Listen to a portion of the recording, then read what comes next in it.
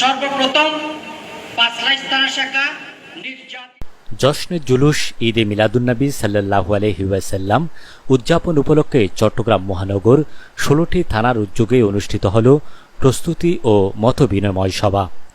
এতে সভাপতিত্ব করেন পাঁচলাইশ থানা শাখা সভাপতি আলহাজ এম সেকান্দর মিয়া। চাঁদগাঁও থানা সাধারণ সম্পাদক মাওলানা মোহাম্মদ আবদুল্লাহর সঞ্চালনায় ১৬টি থানার বিভিন্ন নেতৃবৃন্দ আলোচনায় অংশগ্রহণ করেন।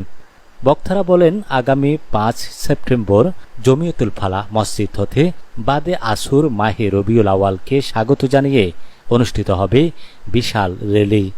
বিকাল ৩টা হতে বিভিন্ন থানা পর্যায়ে নেতৃবৃন্দ বক্তব্য রাখবেন বলে জানান তারা।